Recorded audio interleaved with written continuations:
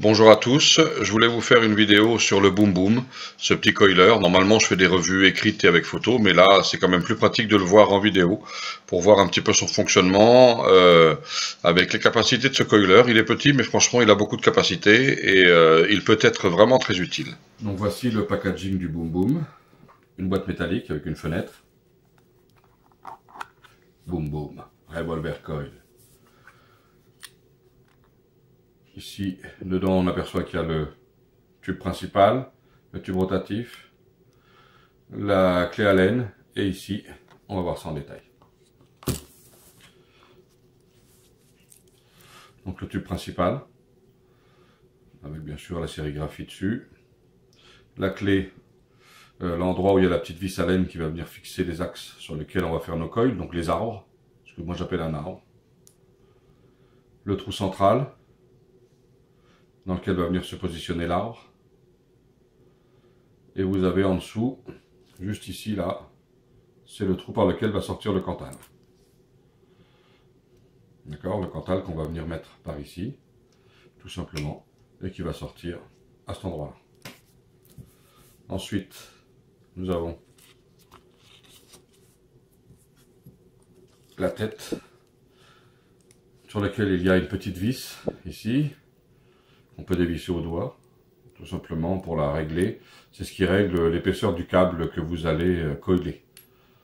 C'est pour venir chercher l'épaisseur du câble que vous allez coiler. Donc vous le réglez plus ou moins grand, vous le réglez comme bon vous semble. Voilà, bien sûr, là je l'ai serré, ça veut plus desserrer ici. Voilà. D'accord. Ensuite, donc ah oui, pardon. Ici il y a donc tous les diamètres d'arbres possibles, enfin possibles. Tous les diamètres qui sont livrés avec. Il y a le 2 mm, deux endroits différents, le 2 mm 5, ici et ici, et le 3 mm ici. On peut s'apercevoir, je ne sais pas si vous voyez, mais les 2 mm, par exemple, c'est là où c'est le plus flagrant. Il y en a un qui est près de la vis centrale, et l'autre qui est plus éloigné. On a la même chose pour le 2 mm 5, qui est assez éloigné de la vis centrale, et celui-ci, qui est beaucoup plus près. Et bien sûr, la même chose pour les 3 mm. Pourquoi? Parce que c'est ce qui vous permet de coiler des câbles, enfin du cantal plus ou moins grand, plus ou moins large en diamètre. D'accord? Donc si vous utilisez un petit diamètre, vous allez vous mettre ici, sur un arbre de 2. Si vous utilisez un diamètre beaucoup plus gros, par exemple du Clapton ou des choses comme ça, vous allez vous mettre ici. Donc voilà pour cette partie. Ensuite, on va trouver dans un petit sachet les différents arbres.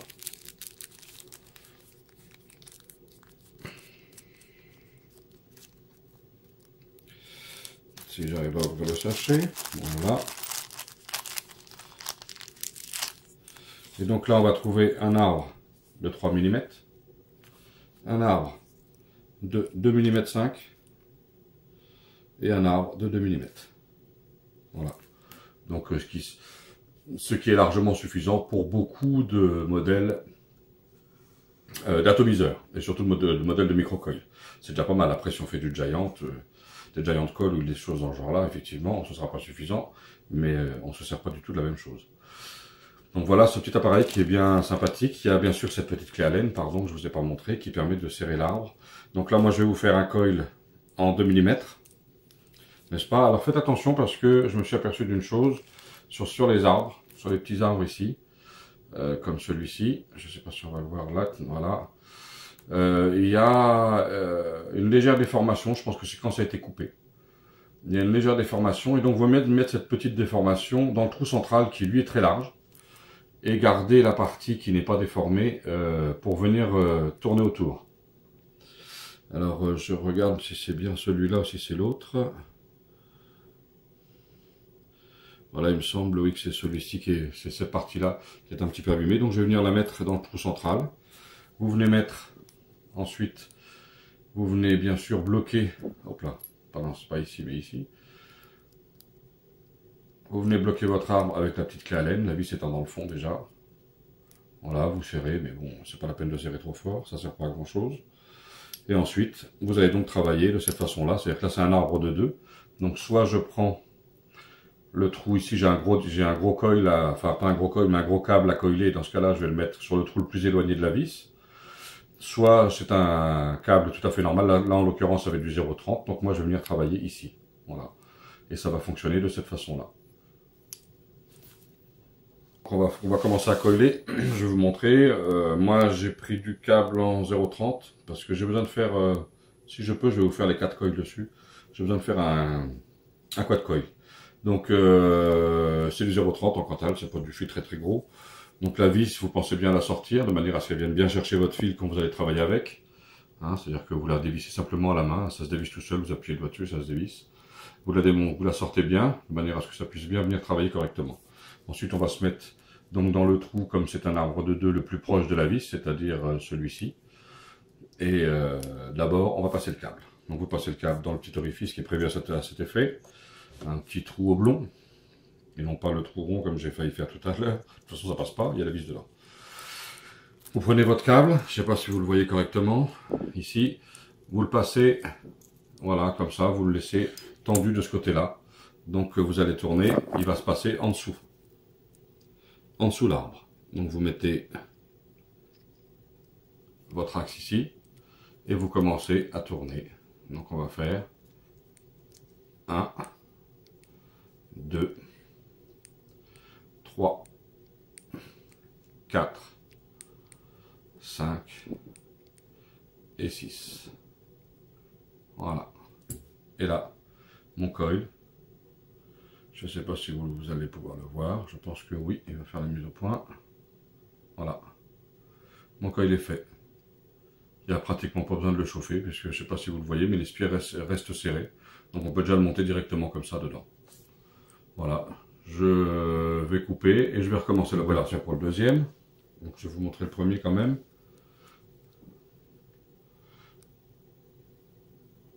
Voilà, vous voyez que c'est propre, c'est très propre.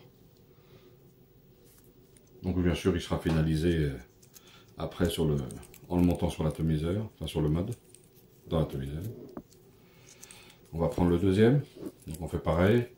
Moi je bloque, je vais vous montrer toute l'étape après jusqu'à la coupure si vous voulez. Je repasse dans mon trou long, ici. Je laisse dégager un peu de Cantal. Suffisamment pour faire mes 6 tours, il n'en faut pas non plus 3 tonnes. Je repasse ça donc en dessous, légèrement en biais, voilà, comme ça simplement, c'est pas la peine de vous tracasser. On va reprendre le même trou que tout à l'heure, celui qui est proche de la vis, ici, en 2 mm, et je commence à tourner. 1, 2, 3, 4, 5 et 6. Voilà, mon coil est fait. D'accord. Ensuite, moi ce que je fais, quand il arrête de se défaire, c'est bien. Je coupe le Cantal.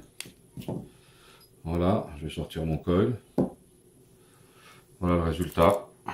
Je ne sais pas si vous le voyez bien. Voilà, un coil parfait. Donc après, vous faites les petits réglages en fonction des trous, l'endroit où il va se trouver dans l'atomiseur, bien entendu. Mais voilà, je veux dire, ça c'est super pour les débutants, pour les moins débutants. Celui-là, je le travaille avec du petit fil fin parce que j'ai un montage à faire et je voulais vous faire la revue de ce petit appareil.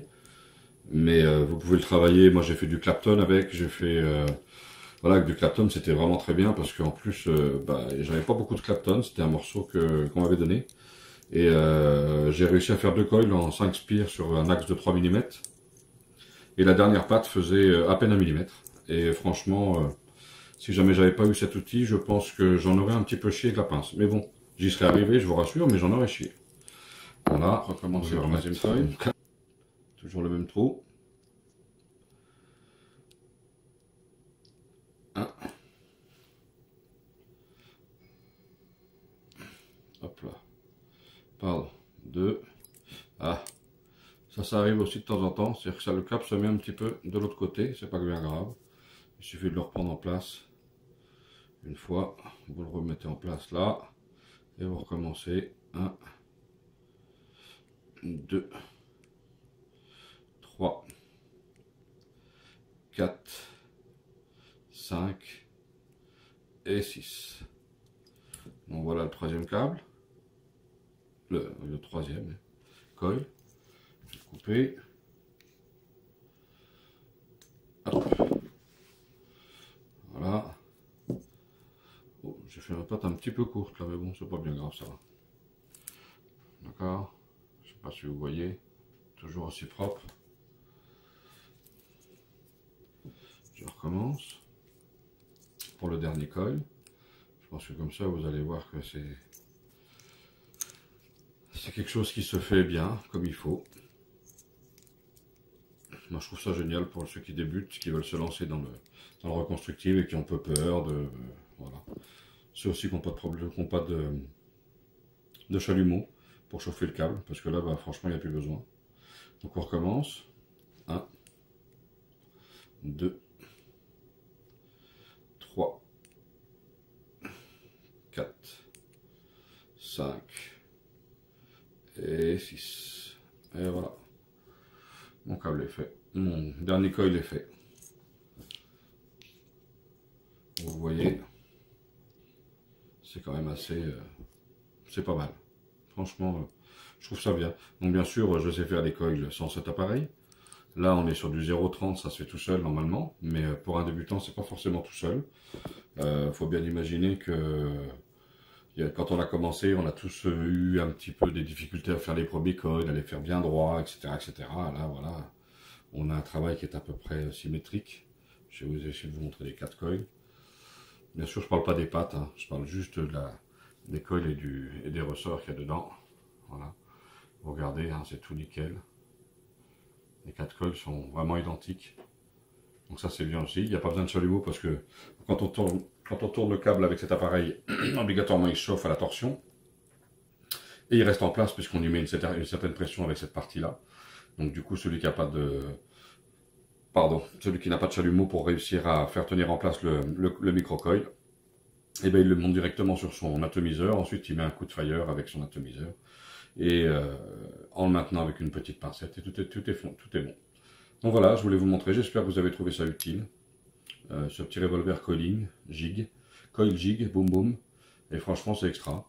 L'avantage par rapport à d'autres, c'est que sur celui-ci, il y a quand même 3 diamètres possibles. Vous avez plusieurs diamètres de fils possibles, ce qui est possible aussi sur les autres. Mais l'avantage, c'est que là, on a besoin d'un outil pour faire 3 diamètres de coil. Donc je le rappelle quand même, il y a donc le 2 mm, le 2 mm 5 et le 3 mm. Et franchement, voilà, ça tient dans une petite boîte ou pas. Vous pouvez le ranger où vous voulez, ça se monte, ça se démonte très facilement. Ça mange pas de pain.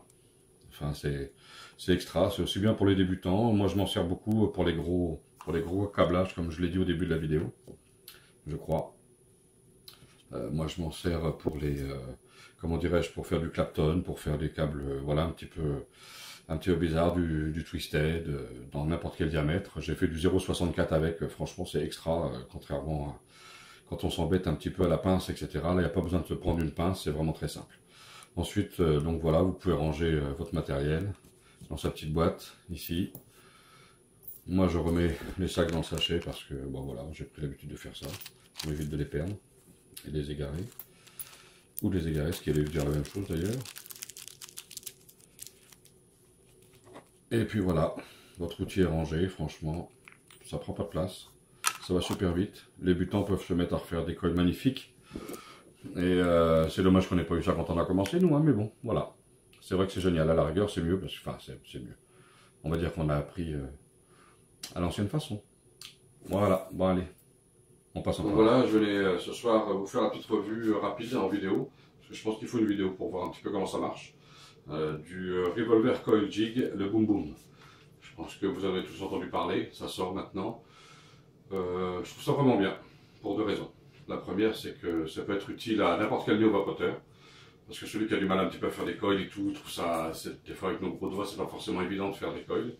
Et ben là, l'avantage, c'est que on peut le faire, ça se fait tout seul, ça reste en place, il n'y a pas besoin de chalumeau.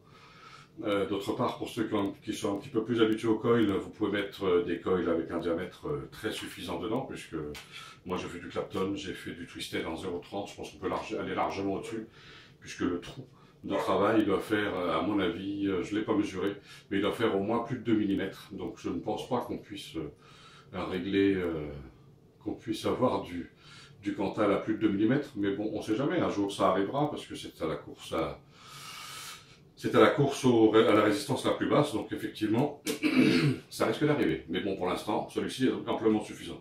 L'avantage donc de ce boom boom, vous le verrez tout à l'heure en plan serré, c'est qu'il y a les 3 diamètres. On commence en 2 mm, 2 mm et demi et 3 mm. Donc ce qui permet d'avoir un bon panel déjà de coil pour installer ça dans pas mal d'atomiseurs. Et la simplicité de mise en place. Le petit packaging qui est sympa. Et franchement, voilà. Les plus, je viens de les citer. Les moins, j'en ai pas trouvé. Sincèrement, ça marche. Si, il y a des moins, il faut faire attention. Les axes, il y a des embouts, ils ont dû être coupés à la machine, bien entendu. Mais une machine coupante, pas une machine qui. Une machine coupante, je me comprends, c'est-à-dire style plus une espèce de grosse pince. Et non pas avec une petite scie rotative. Et ce qui fait qu'il y a une toute petite déformation sur l'un ou l'autre des axes des fois, mais on le regarde, on le voit tout de suite. Et dans ce cas-là, cet embout-là, ce côté, qui est légèrement déformé, mettez-le dans l'endroit insérez-le du côté du support et non pas du côté qui va permettre la rotation du coil. C'est-à-dire venez l'insérer ici, dans la partie centrale, et non pas dans cette partie-là. Parce que sinon vous risquez avec la déformation d'avoir, ça va bloquer. Et franchement c'est ennuyeux. Donc voilà, c'est le seul truc qui peut arriver, il y a un axe qui est comme ça, c'est tout, mais on voit bien que c'est l'outil qui a travaillé, c'est la bonne personne, c'est comme ça. Donc je vous souhaite une bonne vape à tous, et puis je vous dis à très bientôt, et j'espère que c'est pas trop décevant ma vidéo, d'accord? Parce que je ne vais pas en faire beaucoup, hein. J'ai vraiment pas le matériel, et j'ai pas la place pour ça à la maison. Bonne vape à tous.